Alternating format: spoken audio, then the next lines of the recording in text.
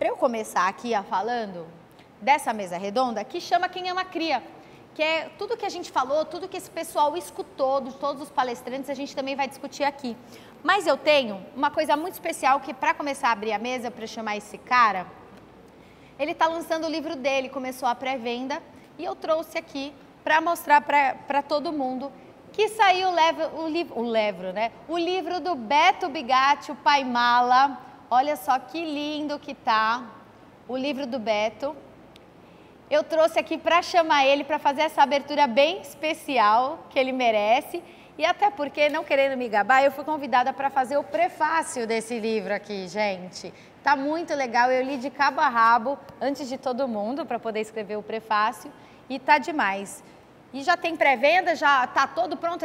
Hoje ele estava autografando, enquanto ele estava assistindo o seminário, ele estava autografando. E ele já está aqui comigo. Oi, Beto, tudo bem? Oi, Andressa, tudo ótimo, ainda mais depois dessa apresentação maravilhosa, ver o meu filho aí contigo, coração batendo aqui, muita emoção, muito obrigado pelo carinho e vou agradecer publicamente porque a Andressa abre o livro, o prefácio do meu livro é da Andressa, então é emoção garantida. Aí eu fiquei muito feliz de ser convidada, eu também fiquei emocionada, até ontem você, Beto, fez uns stories que eu tive que mandar até para minha família, porque você estava tão emocionado, não tinha como a gente também não se emocionar. Mas eu abri falando o Beto sobre o livro dele, apresentando que agora ele é autor do livro Pai Mala, Relatos Sinceros de Afeto, Vínculos e Imperfeições, que não estão nos manuais. Além disso, ele é pai do Gianluca e do Stefano, é publicitário, autor do blog Pai Mala e agora desse livro incrível, e também é embaixador da Pais e Filhos e defende uma paternidade mais ativa com inclusão e afeto. Eu estou tão feliz que você está aqui. Você já esteve no seminário presencial, mas no digital é a primeira vez, né, Beto? Primeira vez, né? E assim, sempre bom, sempre é um privilégio estar aqui falando contigo, com a família Pais e Filhos. Eu me sinto muito honrado quando chega um convite de vocês. Eu, de verdade, me emociono, porque é sempre uma oportunidade muito bacana da gente trocar ideias, da gente levar a paternidade mundo afora, falar de inclusão, falar de afetos e hoje falar de amor, né? Que é o grande tema desse seminário.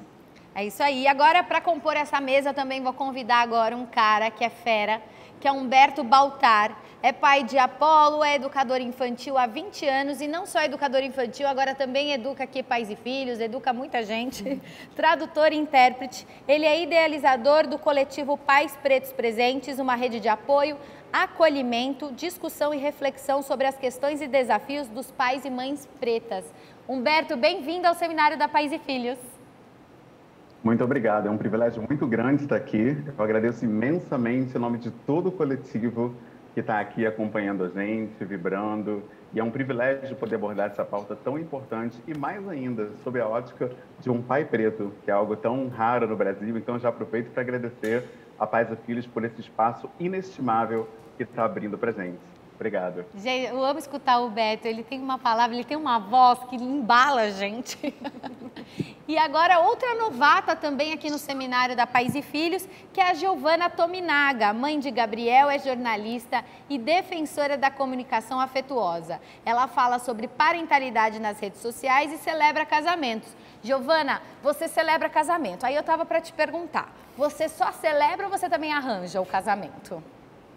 E olha, eu tô numa fase que as minhas amigas todas já se casaram, então não tenho muitos amigos solteiros, sabe? Mas quando dá eu tento unir um aqui com outro ali, sabe? Bacana. Mas hoje em dia, só celebrando casamentos de pessoas desconhecidas. Na verdade, o primeiro casal que me inspirou, inclusive, a celebrar casamentos foi um casal que eu tive assim um dedinho na união dos dois, que inclusive eles estiveram aqui no último seminário, se não me engano, que é a Michele Machado e o Robson Nunes. Sim, eu sou madrinha de casamento deles.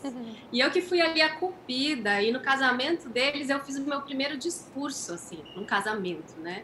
E daí acho que a semente ficou plantada, e hoje eu tenho essa empresa e graças a Deus, assim, sei lá, acho que o universo conspirou para isso acontecer na minha vida. E eu consigo hoje usar tudo que eu aprendi durante esses anos todos, né, trabalhando em televisão, fazendo esse momento dos casais tão especial. Muito legal, eu achei o máximo. E Giovana, foi muito legal, porque eu estava com a mesa toda formada, faltava uma pessoa e eu quebrando minha cabeça, quem seria, eis que pinga na minha caixa de e-mail, na caixa de entrada, e-mail da Giovana. Aí comecei a falar com ela me passou um Instagram, fui lá na rede social, comecei a amar os conteúdos dela, falei, Giovana, a gente se conhece faz 2 segundos por e-mail, você quer participar do seminário? Eu não sei se você acredita nessas coisas de energia, mas bateu.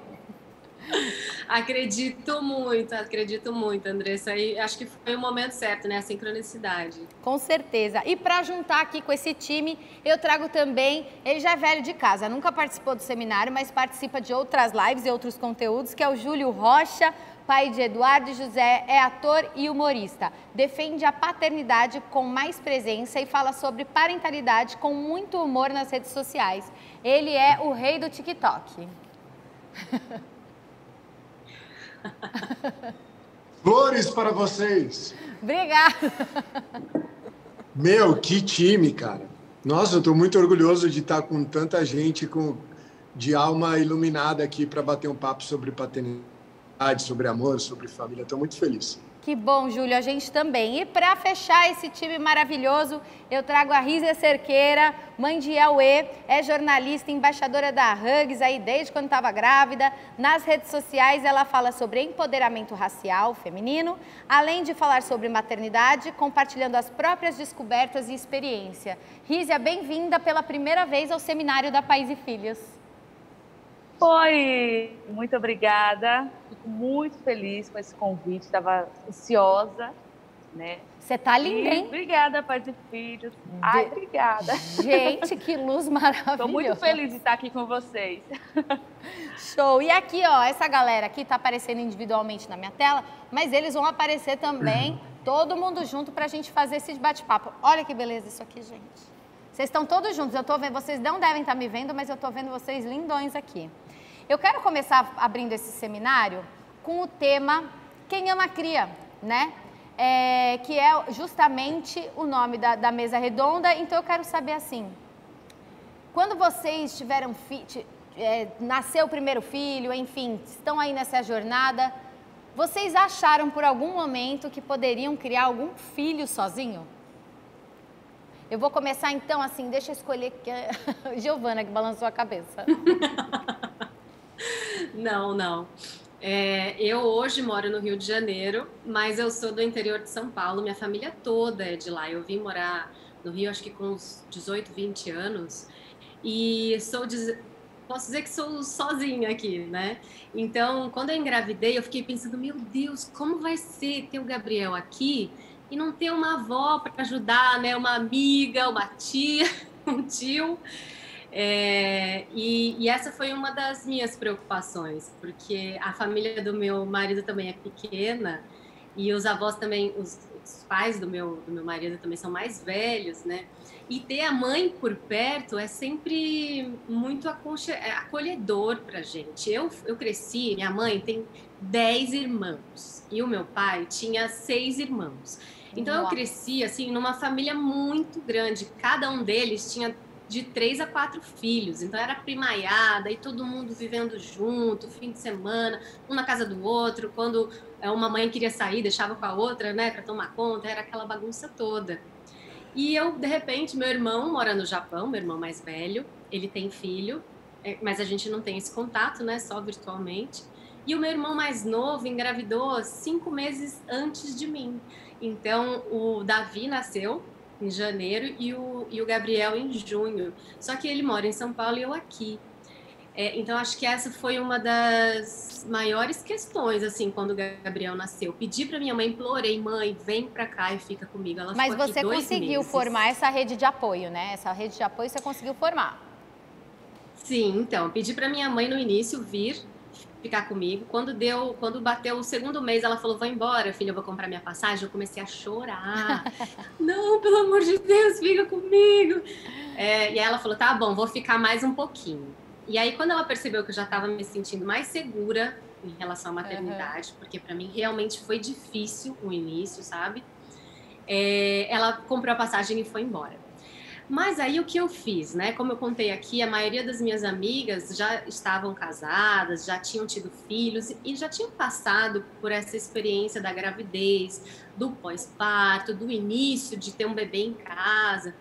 E muitas vezes eu me sentia assim, sozinha, solitária naquelas questões: o que eu faço? É a troca da fralda? Meu Deus, arrotou? Será que tem refluxo? Eu comecei a conversar com as minhas seguidoras nas redes sociais e elas começaram a me responder. Eu comecei a criar um grupo, cada semana eu fazia um grupo diferente a respeito de um tema diferente e lá a gente começou a trocar muitas experiências.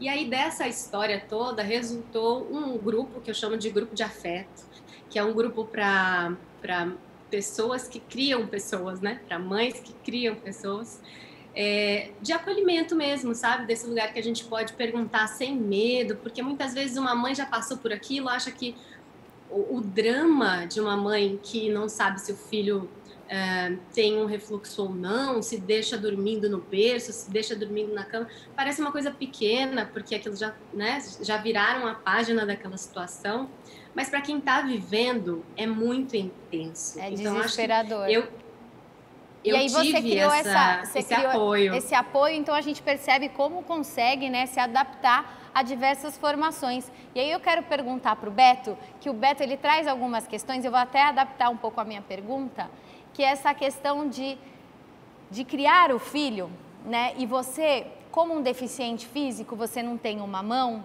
uma das questões que você até coloca no seu livro eu fiquei com medo na hora, né? Como é que eu ia criar um filho, como é que eu ia pegar ele no colo, como é que eu ia fazer? Era uma das questões que você até comenta e que você sempre fala no seu blog, enfim, nos seus stories. E você percebeu que mais do que nunca você tinha ajuda e você precisava, e você seria uma dessas pessoas que iria contribuir na educação. Como que funciona esse instinto para você, Beto, de criação? Pois então, né? Na verdade, o que atrapalhou um pouco o meu instinto, Andressa, foi justamente essa série de medos que eu carreguei por muito tempo, né? E aí, quando o Gianluca nasceu, o medo de deixar cair, o medo de ele não me amar porque eu não tinha mão, esses medos todos ainda me rondavam, mas eles começaram a fazer cada vez menos sentido. Porque quando eu comecei a dar banho, a trocar fralda, a pegar no colo, a trocar roupa, eu via que a falta da mão não era limitante nesse sentido.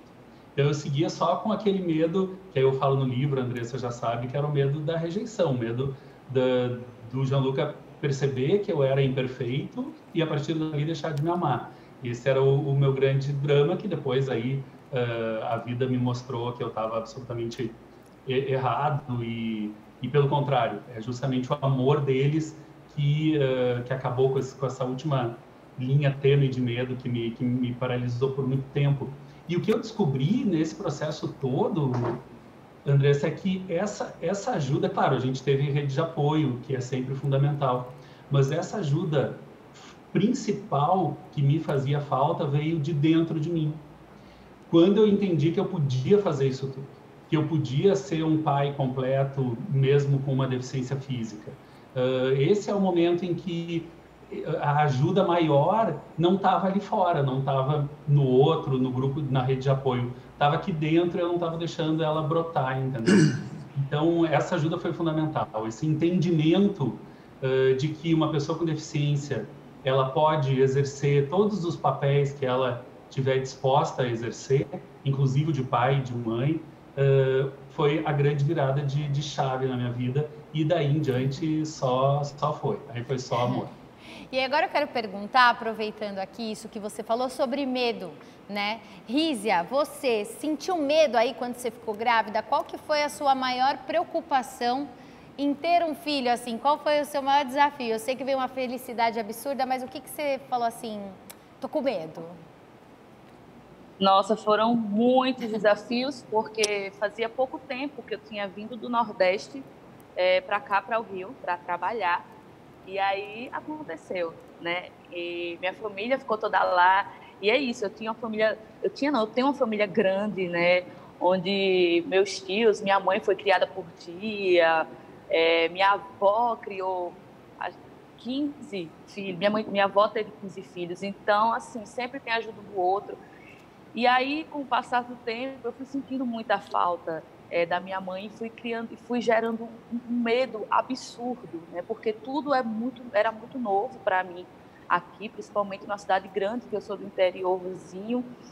E aí começou essa questão da quarentena, a pandemia, e eu comecei a me desesperar realmente, né? E a Aue nasceu em junho, e eu desesperada, disse, meu Deus, ninguém pode vir. E agora? A família do Natanael, ele é angolano, né? Então ninguém também podia vir de lá para cá, até porque tinham se planejado para isso, mas não deu certo. E minha mãe, no meio disso tudo, ainda enfrentou. Eu com muito medo dessa questão do nascimento. Ai, meu Deus, será que eu vou conseguir? Tanto é que quando eu consegui, quando eu pari, né, quando colocaram ele aqui, a primeira coisa que eu gritei, que tem até num vídeo no meu canal do YouTube, eu consegui, porque eram muitos medos, muitas inseguranças, e a minha mãe, no meio disso tudo, ainda conseguiu vir, se deslocar do Nordeste para cá, né, tudo por amor a mim, a minha família. E eu também fiquei com muito medo, né, de que acontecesse algo com a minha mãe no meio disso tudo. Então, é aquilo, é uma roda gigante, né, e a Aue nasceu, mas muitos medos continuam, inseguranças continuam. É como eu digo todo mundo no Instagram sempre. Galera, hoje eu levei mais um susto, todo dia um susto, todo dia uma descoberta. E, meu Deus, eu não imaginava. E você vê que o papel da mãe, né? Você e a Giovana recorreram à mãe, né? A mãe não descansa nunca, meu amor. Você pode ter filho, a mãe vai sempre estar lá para ajudar a criar de novo. Com certeza. E teve essa questão de minha mãe precisou ir embora rápido, né? Porque ela trabalha, ela tinha as coisas dela e ela tinha que continuar, a vida tem que continuar, né? Seguindo. E aí minha mãe, com um mês, voltou para Alagoas e eu caí em lágrimas também, entrei em desespero, assim, meu Deus, eu não vou conseguir dar conta, eu não vou conseguir ser mãe, porque eu parei, mas continuei trabalhando, né? Continuei fazendo minhas coisas, então foi e está sendo muito desafiador, mas estamos sobrevivendo, Tá aqui linda, maravilhosa, tá sobrevivendo bem, viu? Vou falar para você. Agora eu quero chamar aqui o Júlio Rocha. Júlio, qual que foi seu anseio na hora de criar, assim? Qual foi o seu... Deu algum medo ou alguma questão assim, será que você é um bom pai? Porque se pergunta muito se você vai ser o melhor ou não, né? Existe essa cobrança nessa expectativa. O que você, Júlio, sentiu? Conta alguma experiência. Eu podia contar várias, mas eu acho que o primeiro medo que eu tive muito grande é porque eu sou muito desajeitado, né? Eu nunca me dei bem com coisas manuais, eu sou muito desajeitado. E eu tinha mas muito medo de trocar o José, bebezinho, ou de dar banho. Tipo, era completamente impossível eu imaginar o primeiro, segundo, terceiro dia que eu ia dar o banho. E se fosse sozinho, então, mais impossível ainda. E aos poucos, esse, na verdade, foi o meu maior medo, assim. E depois foi passando, eu fui me acostumando, depois da primeira vez, da segunda, da terceira, da quarta, da quinta, e aí a gente já vira craque. Vai adquirindo a experiência, né? Ô, Humberto, disso tudo que todo mundo falou aqui, sobre essa questão do criar, né, logo de cara ali, né? Eu queria que o Humberto falasse o seguinte, muito do que a gente escutou nas palestras de hoje é que essa criação, quem ama cria, de botar embaixo da asa, tem a ver com medo. Tem a ver com medo de perder, tem a ver com medo se está fazendo certo, se está fazendo errado. Você tem essa sensação e ainda super numa voz que você tem tão ativa hoje nas redes sociais em relação a racismo, você enxerga que esse medo também pode colaborar na criação dos seus filhos, que isso tem um lado bom, né? Com certeza, sem dúvida alguma tem um lado maravilhoso. Eu lembro que quando eu soube que seria pai, né, por coincidência foi um dia antes do Dia dos Pais, em 2018, a minha esposa deu a notícia, assim, eu fiquei inundado de uma alegria tremenda. Ela até tirou uma foto minha que eu até hoje agradeço a Deus por isso, que eu vou mostrar essa foto ao meu filho quando a gente vai entendendo, para ele ver como ele foi recebido com alegria. Eu fiquei curiosa agora. Essa foto ela é marcante assim pra gente. E Mas segundos depois, né, eu já pensei logo, caramba, o racismo estrutural, como é que eu vou empoderar meu filho racialmente? Como é que eu vou tratar das questões raciais com ele? Essa foi uma dúvida, assim, de cara. E uma outra foi de cunho mais pessoal, assim, que foi se eu seria um pai afetuoso, se eu conseguiria dar afeto, né, ao meu filho, porque eu não tive essa referência. Eu tive um pai, assim, mais provedor, né, que dava coisas, mas não havia essa troca sobre as minhas inseguranças, meus anseios, as minhas questões. Então, eu tinha um pouco esse receio. Então, eu até perguntei nas redes sociais, né, quem conhecia um pai preto presente para me apresentar, para a gente falar sobre essa questão racial. E foi incrível, porque esse post viralizou, vários pais surgiram, e eles deram a ideia da gente fazer um grupo no WhatsApp para falar de paternidade preta. E em pouquíssimos dias, assim, vieram relatos incríveis e profundos e dolorosos até. Um pai, por exemplo, disse que o filhinho de só 4 anos não queria ir para a escola porque um colega disse que não gostava de sentar perto de menino preto. E esse pai, com a voz embargada no áudio, perguntou o que ele dizia para o filho dele. Eu fiquei sem palavras, né? E eu percebi na hora que aquele grupo não era de bate-papo, né? Mas aquilo era uma rede de apoio paterna. Outros pais mais experientes começaram a trazer sua experiência. Então, respondendo a sua pergunta, foi muito importante esse medo inicial, porque foi justamente ele que me abriu para outras experiências, outras paternidades, para que eu pudesse aprender com esses outros homens. E a filosofia ancestral africana, ela ensina que é justamente na coletividade que a gente se torna melhor, maior, que a gente se torna pessoa de fato. Enquanto aqui no Ocidente a branquitude ensina para gente que o nosso valor está nas nossas conquistas pessoais, aquela coisa do self-made man, aquele cara que se faz, arrebenta sozinho, sem a ajuda de ninguém, na ancestralidade africana é o oposto. O seu valor é medido pelo impacto positivo que você tem na comunidade e o impacto que a comunidade tem na sua vida. Então, a minha vida é um reflexo disso. Todo dia eu aprendo alguma coisa com os pais do coletivo. E assim, eles me disseram, poxa, o meu pai também não foi tão carinhoso, tão dessa coisa do apego, do beijo, mas eu consegui desconstruir isso com o tempo. A minha paternidade me permitiu renascer. Então, ouvindo esses relatos, eu fui ganhando mais e mais ânimo, mais força, mais encorajamento. E, de fato, quando eu vi o Apolo chegando lá na maternidade, que eu peguei ele nas mãos, eu falei, poxa, não tem nada mais sublime que isso, né? Eu na hora, vi que ia ser impossível não ser afetuoso com aquele serzinho ali que tinha acabado de chegar. Então, foi maravilhoso me abrir e aceitar a minha vulnerabilidade, o meu medo e a minha angústia, né? Que a gente aprende com essa sociedade machista que o homem não deve mostrar insegurança, incerteza e medos, e a gente acaba se fechando para isso. E nesse fechamento, a gente se torna cada vez mais impotente. A gente não sabe falar das emoções, das inseguranças, não sabe nada no que tange a emoções. Então, foi demais, assim, essa possibilidade de me abrir para outras experiências paternas. E assim o coletivo vem me permitindo crescer mais e mais enquanto pai, pessoa, filho, companheiro. Bem legal. De todas as formas. E o que você está falando é sobre reconhecer, né? Reconhecer para criar, para quem ama cria. Então, quando a gente reconhece, muita gente tem histórias que são parecidas como a sua, de não ter tanto vínculo na paternidade. O Beto é um deles que, na verdade, tinha uma mãe, tinha um pai, mas um pai um pouco duro, né, Beto? O Beto Bigatti. Ele traz isso até nas conversas que ele faz e ele entende que tudo bem o pai dele ter sido daquele jeito. A gente já até conversou isso no particular. Tudo bem o pai dele ter sido daquele jeito, mas ele reconhece algumas coisas que ele daqui para frente quer mudar, né, Beto? É que aquilo, né? A gente não é obrigado a repetir o padrão que a gente recebeu, né?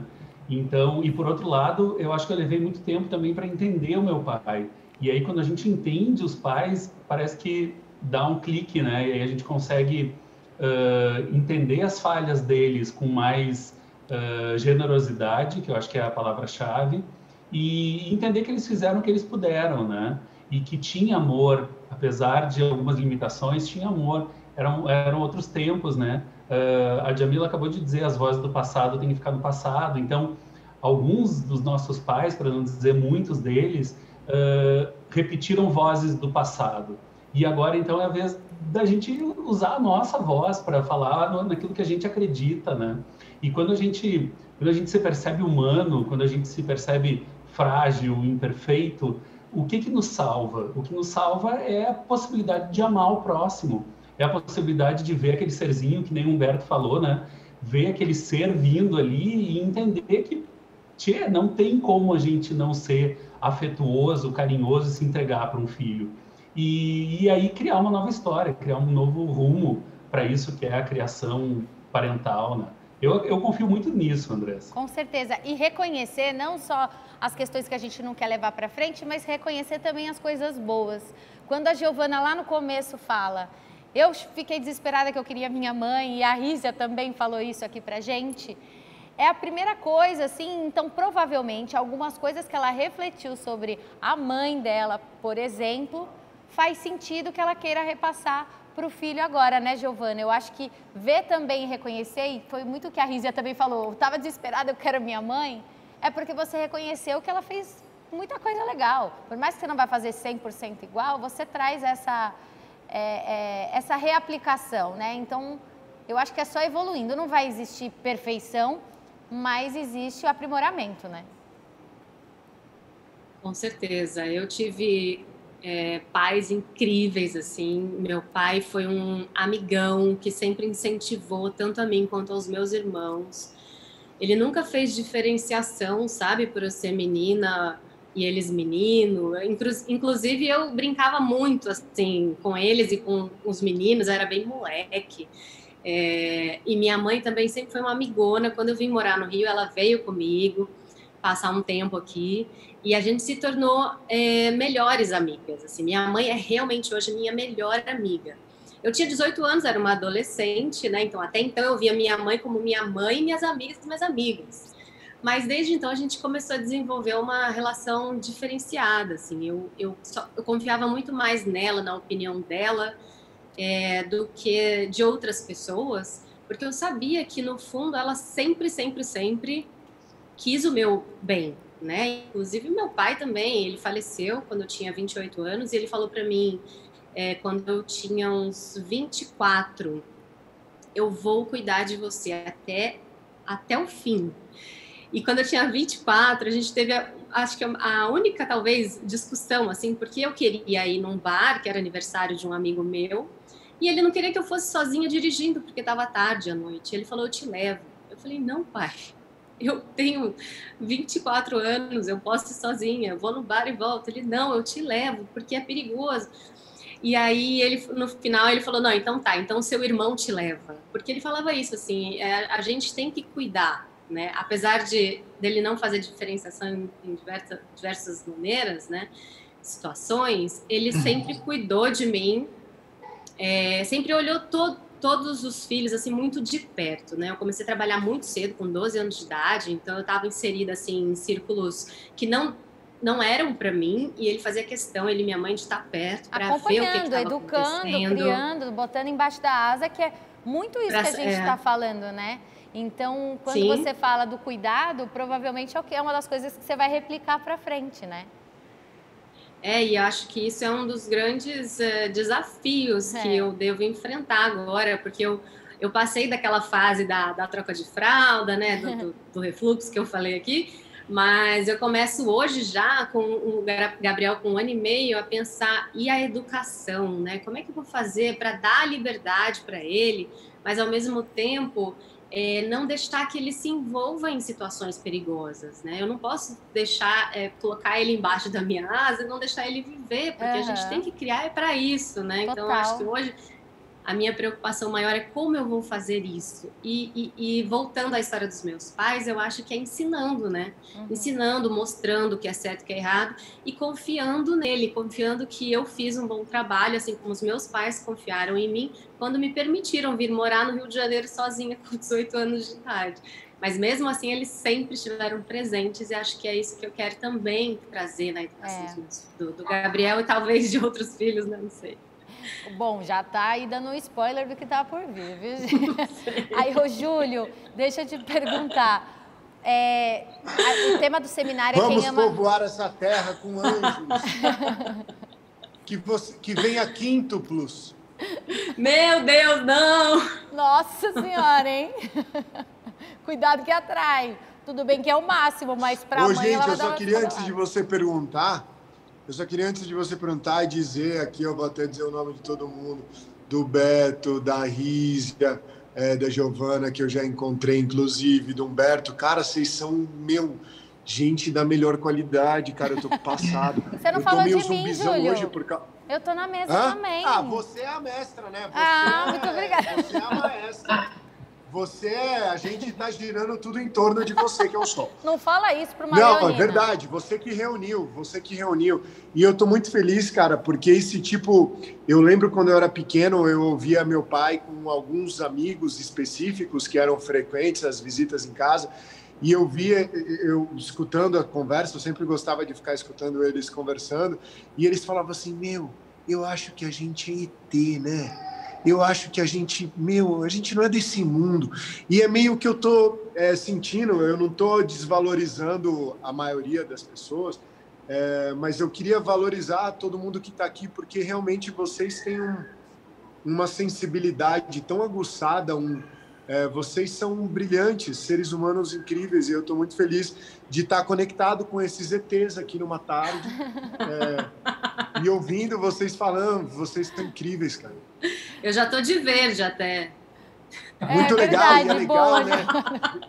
É gostoso ver cada um falando do pai, porque é difícil, pelo menos no meio que eu acabei vivendo profissionalmente, é difícil você ver as pessoas e não só ver, escutar, mas sentir as pessoas falando com o coração, né, da família, do que foi o pai, de como, sabe, conseguiu. É muito legal, cara. Muito é demais, muito Júlio, e até porque só nessas falas, por mais que a gente nem está presente, a gente está aqui digitalmente, né? Só nessas falas parece que a gente já entende uma carga que essa pessoa já carrega, que ela tem que desconstruir. Você tem isso também? Porque com a maturidade a gente vai crescendo, como o Beto falou, vai entendendo os nossos pais para criar os nossos filhos, né? Como que você sente essa carga em você? Eu não sei, eu acho que eu sou meio inconsequente, porque eu crio e ao mesmo tempo eu não crio carga. A minha maior preocupação é que meu filho tenha, e esse trabalho depende, acredito, de mim, apesar dessa questão genética que não dá para dominar, mas eu acho que eu quero que os meus filhos nunca percam a essência deles, que eles entendam as pessoas, a importância das pessoas, de amar e respeitar o próximo como a si mesmo, de entender qual que é o nosso lugar no mundo, de entender que isso aqui é uma passagem, de entender que não dá para desperdiçar tempo com bobagem, com besteira, que cada minuto é precioso, que cada pessoa é preciosa.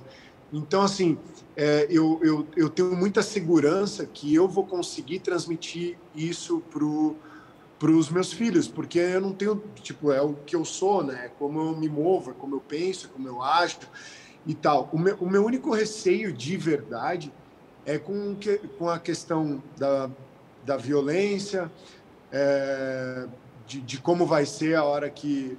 Eu tento não pensar muito nisso, mas eu penso, essa questão de como que vai ser quando ele estiver na escolinha, porque a gente vê, como eu ressaltei aqui, né, que eu vejo todos vocês, vocês são pessoas muito especiais, mas a realidade é que nós somos, no meu ponto de vista, exceções.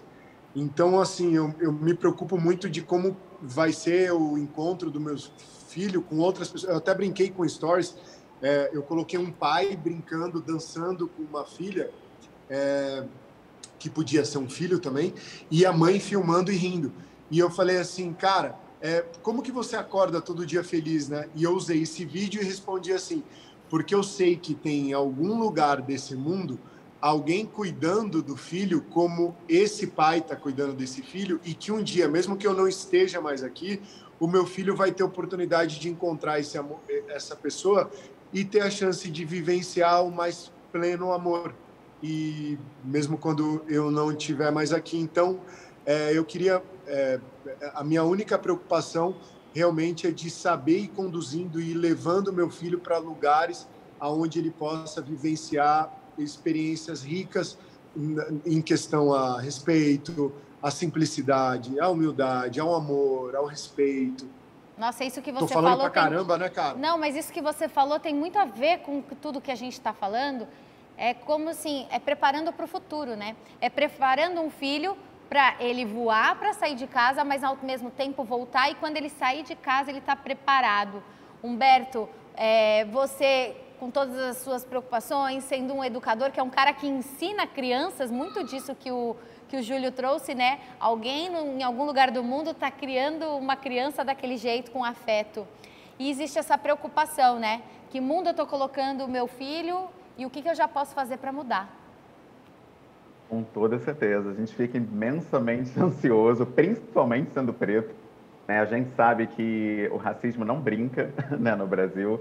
Então, por mais que a gente fale sobre isso, leia sobre, né? A Djamila até falou que é preciso ler, estudar, mas não existe arcabouço teórico que te prepare para ver o teu filho ser hostilizado pela cor da pele dele.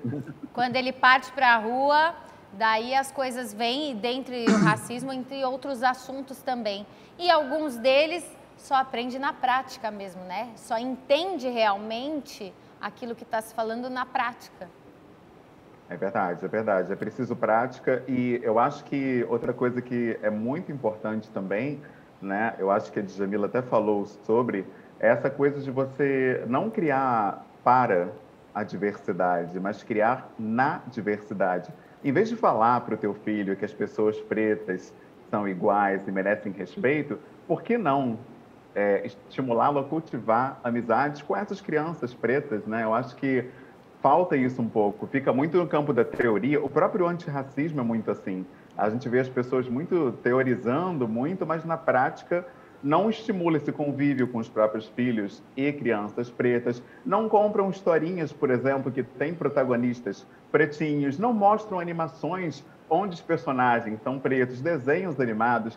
Tanta coisa pode ser feita já desde o comecinho da vida, ainda na fase de bebê, que a gente já vai desconstruindo isso e tornando o mundo um lugar melhor. Então, isso que eu já pretendo, já estou fazendo, né, com o meu filho, ele é cercado de fonte de amor, de alto afeto. Ele se vê em diversas coisas aqui em casa e assim ele já sabe, né, que é amado desde o princípiozinho da vida dele, né? Então, a nossa parte a gente já está fazendo e com essa conscientização que a própria Pais e Filhos está estimulando através dessa mesa tão importante, eu acho que a gente fica até mais esperançoso, né, em dias melhores, a gente fica mais otimista até. Por isso eu me sinto muito bem em estar discutindo essa pauta, né? Porque eu acho que a gente torna a realidade diferente quando a gente já se propõe a mudar, né? E isso aqui é isso, né? Essa possibilidade de tratar disso com tantas pessoas. Eu estou vendo aqui os comentários no YouTube, as pessoas interagindo, entrando nessa discussão. A gente acaba permitindo uma abertura de mente através dessa conversa, né? Então, esse evento já é revolucionário, né? Obrigada, então é um privilégio enorme estar aqui. Eu fico muito feliz também. Agora, Riz, é isso que o Humberto falou. Eu vou te fazer uma pergunta que eu acho que é um pouco difícil, mas eu tenho certeza que você vai sair dessa. Que é como ter tanto otimismo em criar um filho, porque ter filho é um ato de fé, você tem que acreditar que tudo vai dar certo. E como ter esse otimismo pleno o tempo inteiro, num mundo que passa por um momento difícil, com várias questões complicadas, como o Humberto falou. Como que você mantém esse otimismo aí para levar para frente? Gente, esse otimismo pleno o tempo todo é um tanto impossível.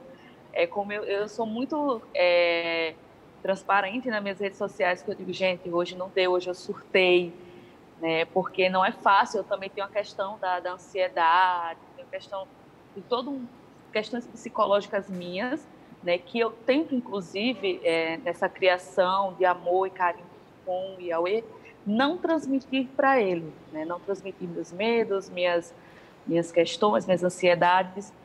É muito difícil, mas é uma guerra diária e é como eu digo, hoje, por exemplo, venci, consegui, mas é um jogo diário. Né? É dia a dia, né? É uma batalha dia a dia. É uma montanha russa e por aí vai. E essa questão que ele falou aí que nós, que somos pretos, mais se torna mais desafiador ainda, né? Que vem essa questão também da representatividade.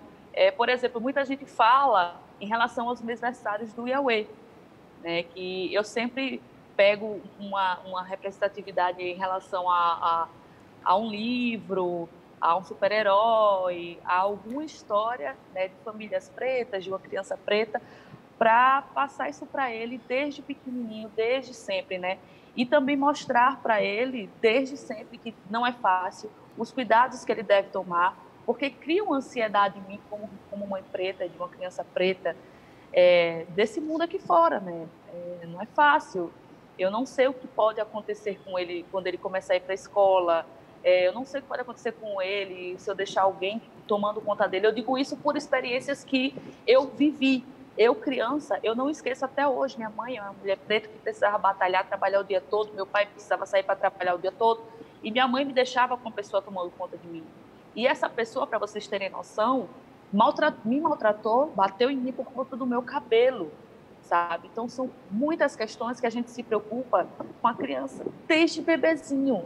Muita gente diz, mas ele não entende nada, né? Mas eu quero falar disso muito cedo com ele e mostrar. Inclusive, um dia ele vai parar para ver os mêsversários dele e vai entender tudo isso que eu tento passar a transmitir para ele já desde pequenininho e para quem me segue, né?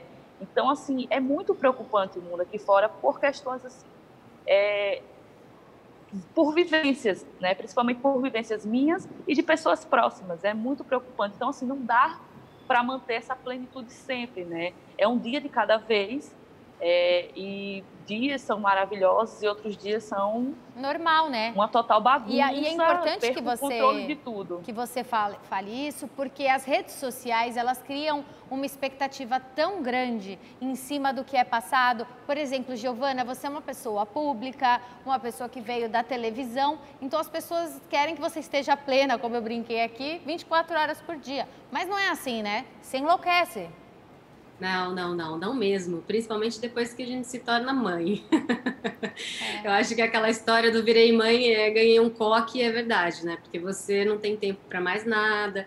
E quando eu estava grávida e dava entrevistas para veículos de comunicação, todos me perguntavam assim, mas que tipo de mãe você vai ser?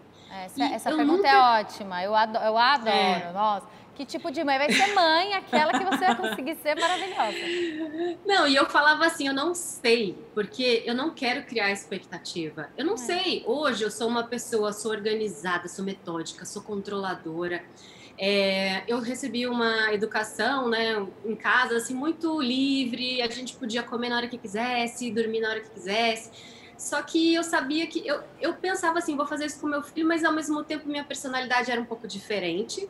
E pensava, como é que vai ser com meu filho? Não sei, sabe? Eu não sei como é que vai ser quando eu tiver com uma criancinha na minha mão. O que eu vou fazer com isso? Então, eu nunca quis responder, eu nunca quis criar expectativas, porque eu sabia que tudo podia mudar. E, realmente, depois que eu ganhei o Gabriel, eu tive uma fase, assim, nos primeiros... Como eu contei aqui, nos primeiros meses, né? A gente falou de medo agora. Eu senti um medo extremo. Primeiro, para sair da maternidade. Eu não queria ir embora, eu queria ficar lá. Porque lá tinha as enfermeiras, tinha a equipe médica me ajudando. E aí, no dia de ir embora, eu tive uma crise de ansiedade, que eu não conseguia respirar. A gente estava no carro indo com o Gabriel para casa e eu não conseguia respirar porque eu achava que qualquer coisa podia acontecer com ele. Eu achava que ele ia morrer a qualquer momento. Essa é uma das questões que muitas mães e pais sentem, né? A partir de que o filho nasce, ele passa a ter medo de morrer, né? Fica essa preocupação imensa. Ô Beto, você aí do Sul, me fala uma coisa. Você já tá com o Gianluca e o Stefano, eles estão grandões, estão gigantes. Nossa, eu fico vendo, tá maior que você já, né? Quase. Como que você enxerga isso que eles estavam falando, sabe? Desses anseios, desses medos. Como que você encara aí? Esse vídeo que o Júlio falou foi muito legal ele ter trazido, eu até agradeço, porque é exatamente isso. A Rízia relatou uma questão que fizeram com ela, porque provavelmente aquela pessoa não teve aquele afeto do vídeo, né? Não teve aquele amor do vídeo. Então, como que você enxerga como pode mudar isso agora? Sabe que é engraçado, né? Tem uma... E falar primeiro em relação à minha deficiência, né, Andressa? Eu tive que ensinar, porque o que acontece? Para os guris, eu sou o pai deles, ponto, final. Então, de alguma forma, por exemplo, eu nunca vou esquecer uma conversa que eu tive com o Gianluca, quando ele era menor, e ele estava falando em pessoas com deficiência. E aí, quando eu usei o nós para falar das pessoas com deficiência, ele me disse assim, mas tu é deficiente? E eu disse, sim, o papai não tem uma mão, ele tem uma deficiência. E aquilo foi uma coisa que ele ficou pensando, assim, ele não tinha caído ainda a ficha para ele de que sim, o pai dele tinha uma deficiência.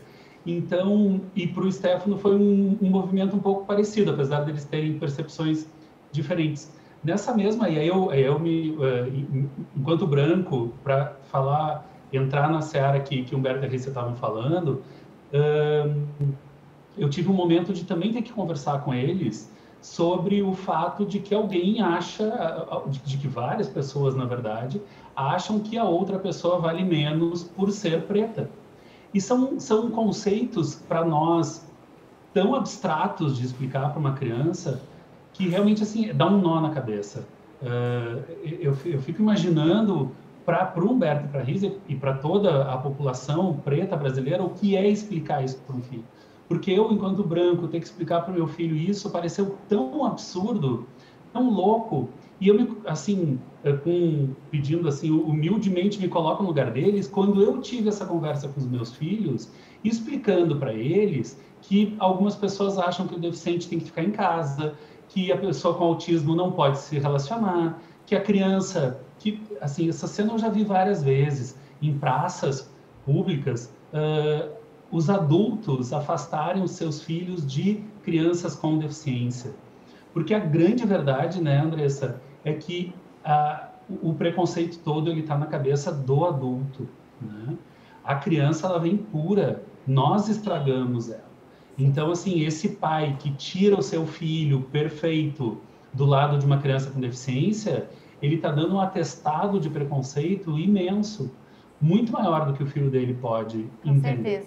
Com certeza. Então, são mudanças, é esse nível de mudança que eu acho que a gente precisa ter para a sociedade evoluir, para a gente aprender, para eu, branco, entender, me colocar, entender que provavelmente... Foi muito do que eu conversei com a Djamila, que não é o nosso lugar de fala quando a gente vai falar o que sentiu, porque a gente não sofre o racismo. Mas a gente tem que falar para combater e melhorar o mundo daqui para frente, e criar crianças antirracistas, enfim. Eu acho que é esse o lugar. Eu queria que colocasse aqui na tela, por favor, a carinha deles todos, porque até o Júlio estava falando que aqui são todas pessoas especiais, e eu preciso olhar agora para cada um, vocês são muito especiais. Eu precisava ter umas 2 horas ou mais de mesa redonda, para vocês terem noção. Eu amei tanto a conversa, e eu acho que ela renderia muito mais, que já até tiramos mais uma vez as perguntas, porque não ia dar tempo. Eu não acredito. E assim, mas eu acho que esse papo deve rolar sempre. Vocês são pessoas que a Pais e Filhos, eu preciso falar para vocês, a Pais e Filhos, portas abertas para tudo que vocês quiserem falar, conversar. Você sabe que eu estou aberta de noite, 24 horas, WhatsApp, para a gente preparar alguma coisa. Eu queria finalizar... Maravilhosa! Agora ele está se redimindo. Ele está se redimindo porque ele esqueceu de mim.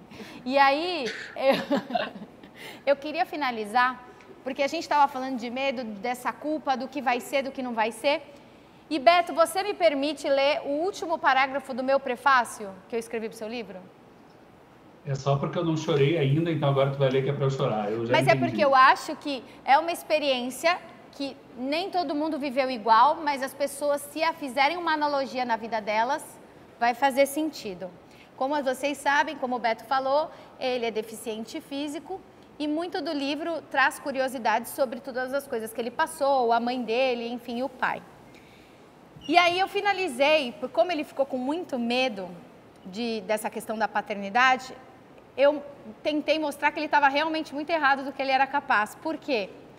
Eu falei, Beto nasceu com uma mão só. Ele construiu a vida dele, superou muitos desafios e já se mostra preparado para combater mais deles que estão por vir. É a vida. Só que dessa vez, com 7 mãos. A dele, as do Gianluca, as do Stefano e as da Lu. As mãos juntas unidas com amor e respeito, o que é a família. E quem ama, cria. Então vocês não estão sozinhos. Você nunca teve uma mão só, você teve várias mãos. E agora mais ainda com essa família linda e todos vocês. Eu agradeço muito a participação, Beto, Giovana, Humberto, a Rízia, o Júlio. Vocês são demais, vocês estão no meu coração para sempre, de verdade. Eu gostei muito dessa conversa. Podem me dar tchau. Vamos ficar até amanhã, até amanhã conversando. A gente 24 horas de live. Maravilhosa. Virada Pais e Filhos. Olha, eu vou falar para vocês, Giovana, a gente só não faz mais tempo porque as redes sociais não acompanham a gente, tá? Tem rede social que acaba 8 horas a live. Fraqueza total, porque a gente ia até umas 10 horas. No próximo seminário, Andressa, tem que abrir com a mesa redonda, que aí ela dura 2h30, entendeu? Então vamos fazer o seguinte. Não, vocês não sabem, é tudo cronometrado. Manda no WhatsApp aí o contato de todo mundo. Pode deixar que eu vou fazer essa ponte. Tô aqui para isso.